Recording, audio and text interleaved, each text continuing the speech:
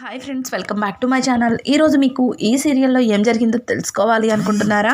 అయితే వెంటనే మనం సీరియల్లోకి వెళ్ళిపోదాం. ఇక అరవింద అయితే మురళి ఎప్పుడెప్పుడు వస్తాడా అని ఎదురు చూస్తూ ఉంటుంది. ఇక అరవింద ఎదురు చూస్తున్నట్టు మురళి రానే వస్తాడు. అరవిందని చూసిన మురళి, ఇదేంటి అరవింద నా కోసం ఎదురు చూస్తుంది, ఇదంతా నిజమా కల, కొంపతీసి మనసు మార్చుకుందా అని చెప్పి ఇక మురళి అరవింద దగ్గరికి వెళ్ళి, రానమ్మా ఏంటి ఇదంతా కళ నిజమా, నువ్వు నా కోసం ఎదురు చూస్తున్నావా అని అడగడంతో, అవును నీకోసమే ఎదురు చూస్తున్నా, కానీ నువ్వు అనుకున్నట్టు నీ మీద ప్రేమతో కాదు అని ఇక అరవింద మురళితో అంటుంది.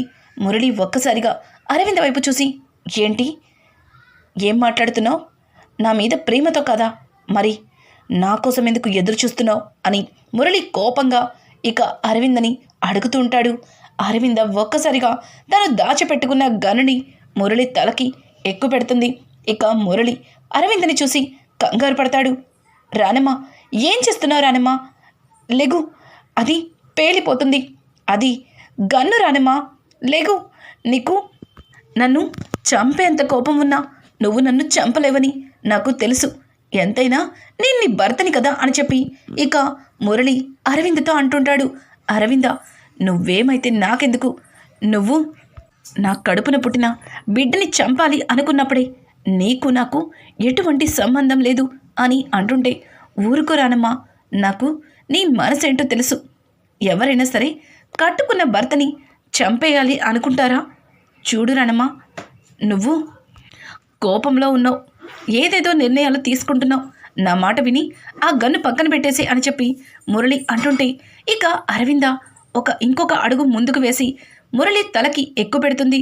మురళి భయపడుతూ తన మనసులో, ఇదేంటి అరవింద ఈరోజు ఇలా ప్రవర్తిస్తుంది, నిజంగానే అరవింద నన్ను షూట్ చేస్తుందా, తనకి నన్ను చంపేయాలన్నంత కోపం ఉందా అని చెప్పి ఇక మురళి తన మనసులో అనుకుంటాడు. ఇంకా వెంటనే అరవిందతో, చూడు రానమ్మా, నువ్వు నా భార్యవి, నేను నిన్ను అగ్నిసాక్షిగా తాళి కట్టిన భర్తని, నువ్వు అది మర్చిపోయి పిచ్చి పిచ్చిగా ఏదేదో మాట్లాడుతున్నావు నీ తమ్ముడి మీద ప్రేమతో అని అంటుంటే, ఓ నువ్వు ఈ తాళి కట్టినంత మాత్రాన నీ కాళ్ళ దగ్గర బానిసలాగా పడి ఉండాలా, నువ్వేం చేసినా సరే చూస్తూ ఊరుకోవాలా, ఏది చూసి విర్రవీగుతున్నావో, ఇదిగో ఈ తాళే కదా, ఇదిగో తీసుకో, నువ్వు కట్టిన తాళి నీ దగ్గరే పెట్టుకో అని చెప్పి ఇక అరవింద మెడలో తాళిని తెంపి ఇక మురళి మొహం మీద కొడుతుంది. ఒక్కసారిగా మురళి తను కట్టిన తాళిని తెంపి మొహం మీద కొట్టేసరికి మురళి షాక్ అయిపోతాడు. రానమ్మా ఏం చేస్తున్నావు, నేను కట్టిన తాళిని తెంపేస్తావా, నా మొహాన్ని కొడతావా అని అంటుంటే, ఛీ నువ్వే వద్దనుకున్నప్పుడు నువ్వు కట్టిన తాళి ఇంకా నా గుండెల మీద భారంగా ఉండడం నాకు ఏ మాత్రం కూడా ఇష్టం లేదు అని చెప్పి ఇక అరవింద్ అయితే మురళి వైపు గన్ షూట్ చేసి తనని ఒక గదిలో పెట్టి లాక్ చేస్తుంది. ఒక్కసారిగా మురళి అలా లాక్ అయ్యేసరికి తనకి ఏమీ అర్థం కాదు. ఇక అరవింద్ అయితే అక్కడి నుంచి తప్పించుకొని ఇక రోడ్డు మీద పరిగెడుతుంటుంది. అదే టైంలో ఇక యశోధర్ తల్లి సుగుణ కారులో బయటికి వెళ్తుంటుంది. ఇక సుగుణ కారుకి అరవింద డాష్ ఇవ్వడంతో అరవింద అక్కడే ఉన్న ఒక రాయికి తలకి బలంగా గాయం జరుగుతుంది. వెంటనే సుగుణ కారు దిగి అరవిందని చూడడంతో అరవింద స్పృహ కోల్పోయి కనిపిస్తుంది. ఇక తన డ్రైవర్ని పిలిచి అరవిందని ఇమీడియట్లీ హాస్పిటల్కి అయితే తీసుకెళ్తుంది. ఇక సుగుణ యశోధర్కి ఫోన్ చేసి, యశోధర్ నువ్వు అర్జెంటుగా రావాలి, ఇక్కడ యాక్సిడెంట్ జరిగింది అని చెప్పడంతో ఇక యశోధర్ ఎక్కడ ఉన్నావమ్మా అని అడగడంతో ఇంకా హాస్పిటల్ అడ్రస్ చెప్పి వాళ్ళ అమ్మ ఫోన్ కట్ చేస్తుంది. యశోధర్ చాలా కంగారుగా ఇక హాస్పిటల్కి అయితే వెళ్తాడు. అక్కడికి వెళ్ళేసరికి యశోధర్ వాళ్ళ అమ్మ సుగుణ చాలా బాధపడుతుంటుంది. సుగుణ నీకేం కాలేదు కదా, నువ్వు బాగానే ఉన్నావు కదా అని అడగడంతో, యష్ నేను బాగానే ఉన్నానురా, కానీ పాపం ఆ అమ్మాయి అని చెప్పి ఇక సుగుణ అరవింద వైపు చూపిస్తుంది.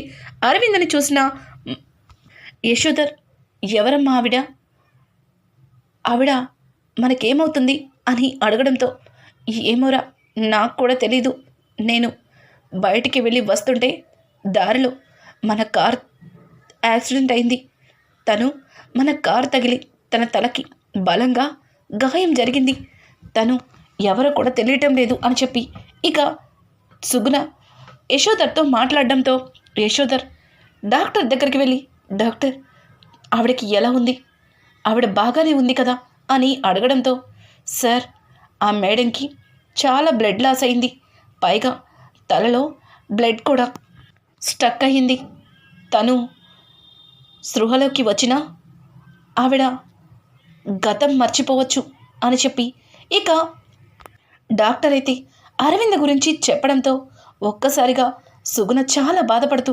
ఇదంతా నా వల్లే, ఇదంతా నేను చేసిన తప్పే, అనవసరంగా డ్రైవర్ని కాకుండా నేనే డ్రైవ్ చేసి యాక్సిడెంట్ చేశాను, నేను డ్రైవింగ్ చెయ్యకపోవాల్సింది, నేను చేసిన తప్పు వల్ల ఒక అభాగ్యురాలికి తన కుటుంబం నుంచి దూరం అయ్యే దుస్థితి కలిగింది అని చెప్పి ఇక సుగుణ తనలో తను కుమిలిపోతుంది. ఇక ఇంతలో పేషెంట్కి మెలకు వచ్చిందని సిస్టర్ వచ్చి చెప్పడంతో యశోధర్ అలాగే వాళ్ళ అమ్మ సుగుణ ఇద్దరు కూడా అరవిందని చూడ్డానికి వెళ్తారు. అరవిందకి తన తమ్ముడు ఉన్నట్టుగా తనకి గుర్తు, కానీ అన్నీ మర్చిపోయిద్ది. అరవింద్ అయితే యశోధర్ రావడంతోనే యశోధర్ని చూసిన అరవింద, తమ్ముడు వచ్చేసావా, ఎక్కడ నాకేమన్నా అయితే నిన్ను ఎవరు చూసుకుంటారని చాలా బాధపడుతున్నానరా, నిన్ను మళ్ళీ చూస్తారనుకోలేదురా అని చెప్పి ఇక అరవింద్ అయితే యశోధర్ దగ్గరికి వెళ్ళి తన తమ్ముడిని హక్ చేసుకున్నట్టుగా ప్రేమగా హక్ చేసుకుంటుంది. ఆప్యాయంగా తమ్ముడు అని పిలుస్తుంది. అది విన్న నర్స్ అయితే అది మేడం అని ఒక మాట చెప్పబోతుంటే ఇక యశోధర్ తల్లి సుగుణ ఆ నర్సుని ఆపుతుంది. అలాగే యశోధర్ కూడా అది అని ఏదో చెప్పబోతుంటే తన నోరు కూడా మోయిస్తుంది. ఇక సుగుణ ముందుకు వెళ్ళి, అమ్మా నీకు బాగానే ఉంది కదా, ఇప్పుడు నువ్వు బాగానే ఉన్నావు కదా అని అంటుంటే, నేను బాగానే ఉన్నానండి, నేను నా తమ్ముడిని చూస్తానని అస్సలు అనుకోలేదు అని అంటుంటే ఇక సుగుణ, తమ్ముడా, మీ తమ్ముడి పేరు ఏంటమ్మా అని అడగడంతో, అదేంటండి అలా అడుగుతున్నారు, మా తమ్ముడి పేరు అని చెప్పి ఇక అరవింద ఆలోచిస్తుంటే దానికి యశోధర్, అక్క నేనక్క యశోధర్ని అని చెప్పి తన పేరుని చెప్పి అరవిందకి మరింత దగ్గరవుతాడు. అమ్మా నువ్వు కూడా రా అమ్మా అని చెప్పి ఇక తల్లిని పిలవడంతో ఒక్కసారిగా అరవింద వాళ్ళమ్మని అలాగే యశోధర్ని హక్ చేసుకొని వాళ్ళని పట్టుకొని, మీరు నాకు ఎక్కడ దూరం అవుతారా అని చాలా భయపడ్డాను, మిమ్మల్ని చేరుకుంటారని అస్సలు ఊహించలేదు, ఆ నీచుడి నుంచి తప్పించుకొని వచ్చేసాన్రా అని చెప్పి ఇక అరవింద అయితే మురళి గురించి చెప్పుకొస్తుంది. ఒక్కసారిగా యశోధర్కి ఏమీ అర్థం కాదు.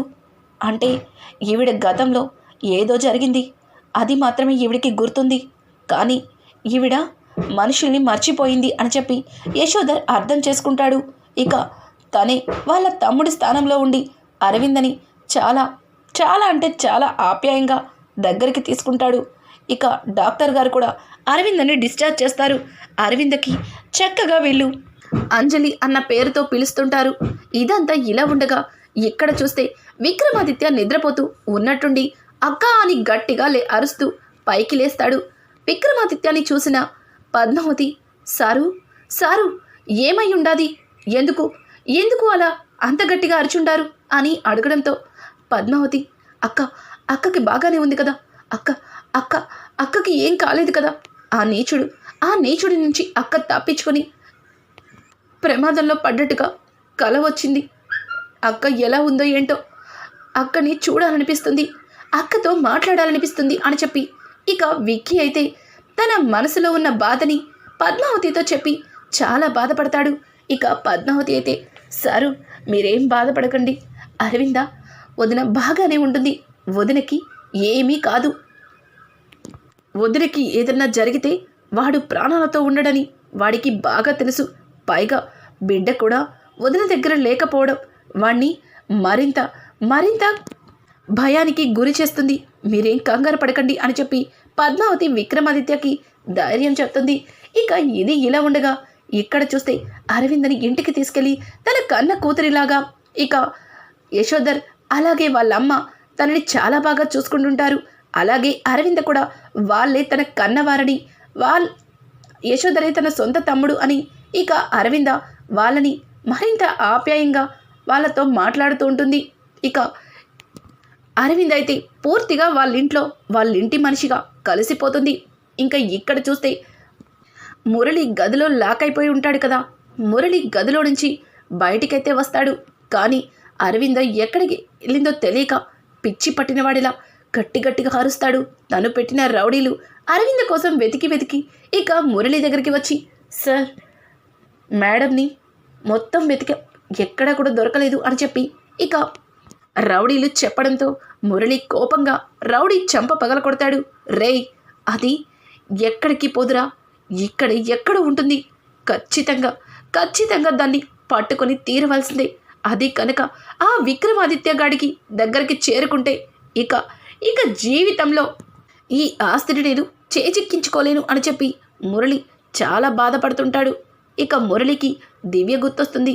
వెంటనే దివ్యకి కాల్ చేసి, దివ్య అక్కడ అంతా ఓకే కదా అని కంగారుగా మాట్లాడుతుంటే దివ్య మురళితో, ఏం మాట్లాడుతున్నావు బావా, అసలు ఏమైంది, ఎన్నడూ లేంది, నువ్వెందుకు అంతా కంగారు పడుతున్నావు, అసలు ఏం జరిగింది, అక్కడ అరవింద సేఫ్గానే ఉంది కదా అని అంటుంటే, ఇంకెక్కడ సేఫు, అది తప్పించుకొని పారిపోయింది, అందుకే వాళ్ళ తమ్ముడు దగ్గరకు వచ్చిందేమో అని నీకు ఫోన్ చేసి అడుగుతున్నాను అని అంటుంటే, ఆ మాటలకి దివ్య, లేదు బావా, లేదు, అరవింద ఏమి ఇక్కడికి రాలేదు, అయినా అరవింద అలా ఇలా తప్పించుకుంది, అసలు ఇప్పుడు కనుక అరవింద ఇక్కడికి వస్తే మనం అనుకున్నదేది కూడా జరగదు కదా బావా అని అంటుంటే, అవును, ఏది జరగదు, అందుకే ఒక మాట చెప్తాను, అరవింద ఏ క్షణంలో అయినా సరే విక్కీని వెతుక్కుంటూ అక్కడికి రావచ్చు, ఆ మరుక్షణమే అరవిందని నువ్వు అక్కడి నుంచి మాయం చేయాలి, ఆ తరువాత ఏం చేయాలో నేను చెప్తాను అని చెప్పి ఇక మురళి అయితే దివ్యతో మాట్లాడుతూ ఉంటాడు. ఇక దొంగచాటుగా ఇదంతా కూడా కుచల అయితే వినేస్తుంది. కుచల దివ్య మాటల్ని విని కుచల ఒక్కసారిగా షాక్ అవుతుంది. గుండెల మీద చేతులు వేసుకుని, అమ్మ దివ్య, ఇన్ని రోజులు మాతోనే ఉండి మా వెనకే గోతులు తవ్వుతున్నామనమాట, మా మంచి కోరేదానిలాగా మాతో ప్రేమను నటిస్తున్నావన్నమాట, చెప్తా నీ కుట్రలన్నీ ఇప్పుడే ఇంట్లో అందరికీ చెప్పేస్తా అని చెప్పి కుచల చాలా ఫాస్ట్గా లోపలికి వెళ్ళి అక్కడ కొన్ని నీళ్లు ఉండడంతో ఆ నీళ్ల మీద కాలేసి ఒక్కసారిగా జర్రున జారుతుంది. అలా జారడంతో కుచలకి ఉన్నట్టుండి పక్షవాతం వచ్చేస్తుంది. కుచలకి పక్షవాతం రావడంతో ఇంట్లో అందరూ కూడా పరుగున వెళ్ళి అమ్మా కుచల అని తలా ఒకరు ఇక కుచలని పైకి లేవదీసి బెడ్ పైన కూర్చోపెడతారు. అప్పటికే తన మాట పడిపోవడంతో కుచల దివ్య గురించి నిజం తెలిసిన చెప్పలేని పరిస్థితి అయిపోతుంది. ఇక నారాయణ అయితే కుచల అవస్థని చూసావుగా, మంచిగా ఉన్నన్ని రోజులు ఇంట్లో అందరి మీద నోరు పారేసుకున్నావు, ఇప్పుడు దేవుడు నీకు ఎంత పెద్ద శిక్ష వేశాడో చూసావుగా అని చెప్పి నారాయణ అయితే కుచలని తిడుతుంటాడు. ఇక విక్రమాదిత్య వాళ్ళ నానమ్మ అయితే, నారాయణ ఏంటా మాటలు, కుచల ఇప్పుడు నీకు బాగానే ఉంది కదా, నువ్వు బాగానే ఉన్నావా అని అడగడంతో కుచల చాలా బాధపడుతూ దివ్య వైపు చూపిస్తూ ఇక తను మంచిది కాదని, అలాగే తను మన కుటుంబాన్ని హాని చేస్తుందని, తన వల్లే అరవింద ప్రాణాపాయ స్థితిలో ఉందని ఇక దివ్య గురించి కుచల అందరికీ చెప్పడానికి ప్రయత్నిస్తుంటుంది. ఒక విధంగా కుచల సైగలు దివ్యకి అర్థమైపోతాయి. ఇక దివ్య కుచలని చూసి, పిన్ని, నేను మాట్లాడిన మాటలన్నీ వినేసినట్టుంది, అది చెప్పటానికే ప్రయత్నిస్తున్నట్టుంది, ఏదో ఒకటి చేసి వీళ్ళందరికీ అనుమానం రాకుండా మేనేజ్ చేయాలి అని చెప్పి దివ్య ఇక కుచల దగ్గరకు వచ్చి, పిన్ని, నాకు అర్థమైంది పిన్ని, మీరేం బాధపడకండి, బాబాయ్ పిన్నిని దగ్గరుండి నేనే చూసుకుంటా, పిన్నికి నేనైతే అన్ని విధాలుగా బాగా చూసుకుంటానని తన నమ్మకం, అదే మీకు చెప్పాలని ప్రయత్నిస్తుంది అని చెప్పి ఇక దివ్య అయితే కుచల చెప్పిన మాటలని వాళ్ళు నమ్మే విధంగా చెప్పడంతో ఇక వాళ్ళు కూడా, సరే దివ్య, అత్తయ్య గారిని బాగా చూసుకో అని చెప్పి అను అలాగే పద్మావతి ఇద్దరు కూడా చెప్తారు. ఇక ఇక్కడ చూస్తే కొద్ది రోజుల తరువాత ఇక అరవింద అయితే వాళ్ళింట్లో యశోధర్కి సొంత అక్క కంటే ఎక్కువైపోతుంది. యశోధర్ని చూస్తూ అరవింద, యష్ ఇంకా ఎన్ని రోజులరా ఇలానే ఉంటావు? అమ్మ చూసావా, నీకు త్వరగా పెళ్లి చేయాలని, కోడల్ని తన చూసుకోవాలని ఎంతో ఆశపడుతుంది. అమ్మ మాటని కాదనకు. ఇప్పుడే చెప్పు, ఎవరినన్నా ఇష్టపడితే దగ్గరుండి నేనే వాళ్ళ ఇంటికెళ్ళి మాట్లాడతాను అని చెప్పి ఇక యశోధర్ని అరవింద అడుగుతూ ఉంటుంది. ఇక ఇక్కడ చూస్తే అను ఆర్యలు, అదేనండోయ్ అరవింద కూతురు పెద్దదవుతుంది, సంవత్సరం బిడ్డవుతుంది. ఇక ఆ పిల్ల చిన్న చిన్న అడుగులతో ఇల్లంతా తిరిగేస్తుంది. అలా అరవింద కూతుర్ని పట్టుకోవడానికి ప్రయత్నిస్తున్న అను ఆర్య ఇద్దరు కూడా ఇంటిని కలకలలాడుతూ చాలా సంతోషంగా కనిపిస్తుంది. ఇక పద్మావతి విక్కీ తెలిసిందేగా, వాళ్ళిద్దరి మధ్యలో చిన్న చిన్న గిల్లి కజ్జాలు. ఇలా ఈ కుటుంబం, అలా ఆ కుటుంబం. ఇక అరవింద ఎక్కడ ఉందో తెలియక, బిడ్డ ఏమైందో అర్థం కాక మురళి జుట్టు పీక్కుంటుంటాడు. ఇక రానున్న ఎపిసోడ్స్ అయితే మరింత ఇంట్రెస్టింగ్గా మారబోతున్నాయి. ఈ వీడియో మీకు నచ్చినట్టయితే లైక్ చేసి సబ్స్క్రైబ్ చేసుకోవడం మాత్రం మర్చిపోకండి. Thanks for watching. Hi friends, welcome back to my channel. ఈరోజు మీకు ఈ సీరియల్లో ఏం జరిగిందో తెలుసుకోవాలి